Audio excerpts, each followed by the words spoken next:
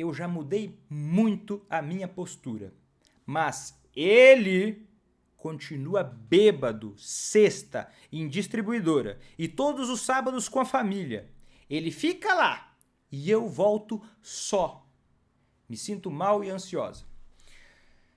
Luane, eu lamento por isso. É frustrante, é angustiante. Eu acredito que não está sendo fácil para ti. Por acreditar nisso e por respeitar isso, eu vou te dar uma resposta que talvez ela seja um pouco desagradável, mas ao mesmo tempo eu acredito que você vai compreender isso. E às vezes, quando a gente está muito mal, está muito estressado, a gente tem muita dificuldade de enxergar aquilo que está na nossa cara. E a nossa cabeça começa a contar historinhas para nós mesmos, para que a gente se sinta melhor. Né? Afinal de contas, a gente está sofrendo, a gente quer se sentir melhor.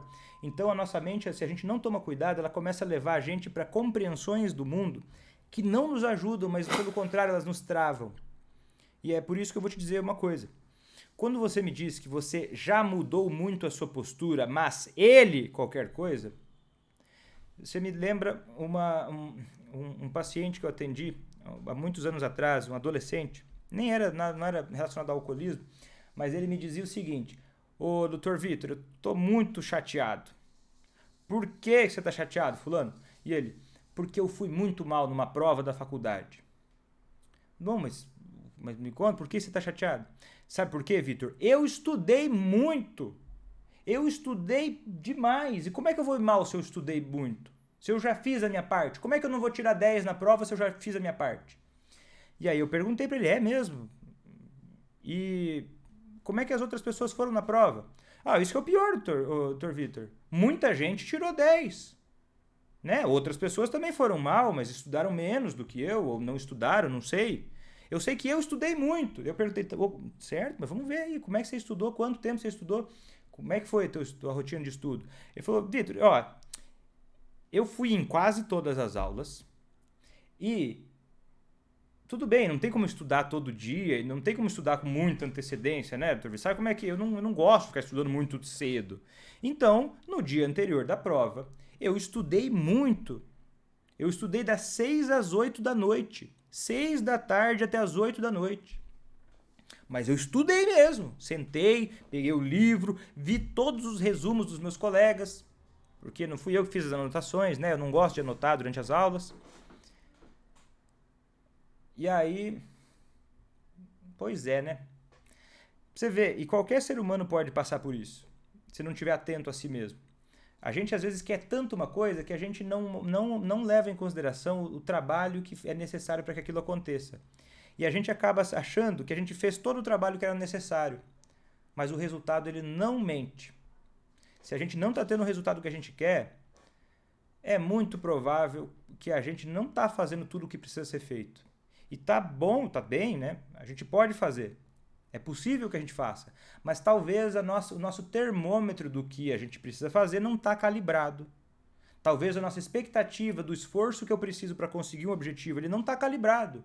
E isso gera muita frustração, muito sofrimento, muita ansiedade. E faz a gente perder o parâmetro do que precisa ser feito na vida, né? Em várias áreas. Porque se a gente for olhar como é que funciona a motivação humana, e tem alguns estudos muito interessantes sobre isso, que mostram que, por exemplo, a dopamina, né, que é um neurotransmissor, é uma substância que tem no cérebro, que ela já foi muito associada à paixão, ao prazer, mas parece que na verdade mesmo, o que essa substância faz? Ela é medir a recompensa, ela é relacionada à motivação. Por exemplo, você não vai na academia, por exemplo, se você não tiver uma ideia, uma expectativa de que aquilo vá te trazer benefícios reais, concretos e agradáveis. Porque a gente não faz muita coisa na vida se a gente não tem, ou nada praticamente, se a gente não tem na nossa mente uma expectativa, uma previsão, mesmo que não seja muito consciente, de que aquele comportamento vai ser positivo. Você toma banho porque você tem benefícios reais, concretos, você é capaz de prever isso. Por isso te dá vontade de tomar banho. Né? E mesmo nos dias que não dá tanta vontade, você vai, porque a dopamina ela aumenta quando a gente prevê uma recompensa. Quando você tem a expectativa desregulada sobre um evento, por exemplo, eu acho que se eu me esforçar X, eu vou conseguir o resultado Y. E você faz X e não consegue o resultado Y, porque você previu de uma forma pobre o quanto era necessário para conseguir o Y, você achou que já era o suficiente, o que acontece? A dopamina cai muito e você se frustra muito. Por quê? Porque você se decepciona muito. Só que o problema não é que a vida é difícil. Não é isso. E não estou dizendo que é ou não difícil, mas não é que a vida é difícil. O problema é que a tua expectativa em relação à vida ela está desregulada. Pelo menos nesse cenário. Aí você vai pensar uma coisa dessas. Eu já mudei muito a minha postura. Mas o teu muito ele é muito discutível. E pela evidência, que é qual? O resultado que você não está tendo, demonstra que o teu muito, na verdade, você tem que aumentar o sarrafo. O teu muito, ele ou está na direção errada, ou está na forma errada. Tem uma incongruência aí. Tá?